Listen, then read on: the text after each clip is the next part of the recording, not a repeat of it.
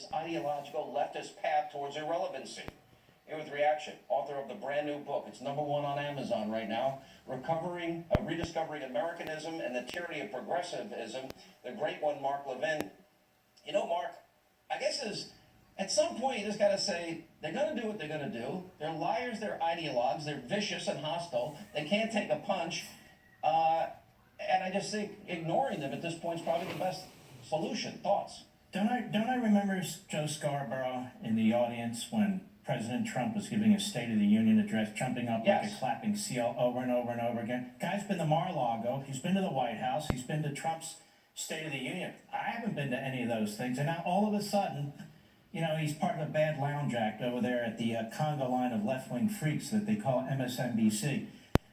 You know, it's nice to know we finally found where the liberals draw the line on this tweet by this president. It's nice to know. You know, they weren't bothered by Bill Clinton. Bill Clinton accused of rape and molesting and sexually attacking women in the Oval Office. They said that was a personal matter. They weren't bothered by Ted Kennedy and Chappaquiddick, the lion of the Senate, right? They weren't bothered by another president who had an affair with a mobster's girlfriend, had an affair with an East German spy, and with an underage intern. I get it. The liberals and the morals, they're all worked up and they're very upset about it. The only reason I object to what the president did with his tweet is because he jacked up the ratings for that nonsensical show that I never watched, Scarborough and Scarborough and Company. But here's the bottom line. You attack a man repeatedly who is a proud man, who is an accomplished man, who is a man's man.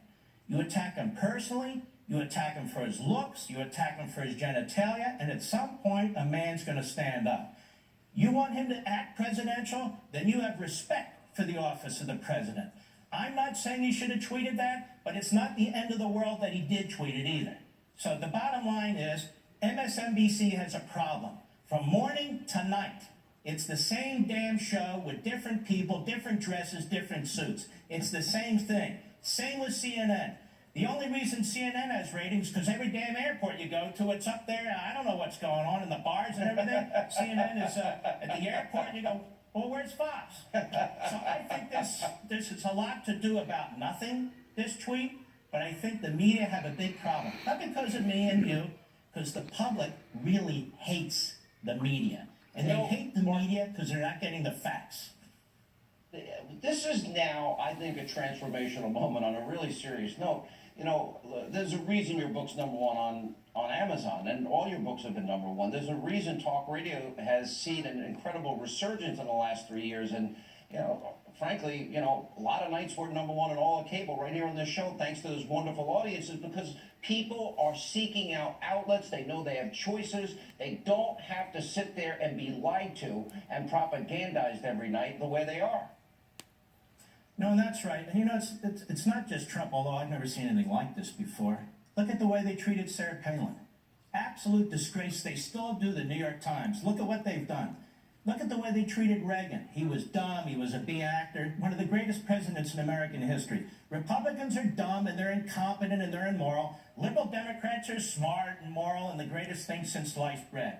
The people are on to this now. This is why I said the other night on your program, it is very important that Trump continue to engage the media. He can think about the way he wants to tweet, whether it actually makes sense, but what it's not that they're upset about this tweet. They don't want him tweeting anymore. They don't want him to go over their heads. They don't want him to go around them. Trump himself said, look, 1 out of 10 I screw up. Okay, 1 out of 10 he screws up. That's a better average than the media now, isn't it? Yeah, that's true. By the way, I'm all in favor of the president tweeting. You know, I'm with you. 90% we can live with, and the other 10% occasionally. But I don't blame him for. Listen, if I was attacked, there's something personal with Joe and Mika, and I just think, frankly, nobody watches their show, Mark. I mean, they've got the lowest rated show basically in cable. They've got zero audience. The only people they seem to talk to are their friends, and they don't have any impact or significance. They seem emotionally unbalanced together on the show every morning. You know, calling the president a schmuck, calling the president a liar, a thug, a goon, an idiot. Let me just say, this anti-Trump anthem video is a little creepy. They would never say that about Barack Obama, ever. They'd never say that about any Democrat, ever. But Trump's different. They can get away with it. You know what? That's NBC and MSNBC to tolerate this lounge act as their morning show with their grotesque comments and so forth. They've got a personal agenda, it's obvious. Joe Scarborough, as I said, he's at the State of the Union, he's at the White House, he's at Mar-a-Lago, and now all of a sudden the president's a thug and he's a this and a that. By the way, Joe, Maybe you like got to call rejected. people names? Maybe so, but he likes to call people All right. names. I'm not president, let me try this one. You ever see the Go little for it. banjo player on the bridge in the movie Deliverance? Now, Yeah. that guy looks like Joe Scarborough. Tell me, doesn't he? All right. Go ahead, put us side by side. We'll put it side by side the next time you're on. All right, we got to roll. Number one, God bless. Amazon, Amazon.com, Hannity.com, bookstores everywhere, rediscovering Americanism, the great one, Mark Levin. Thank you, sir. When we come back.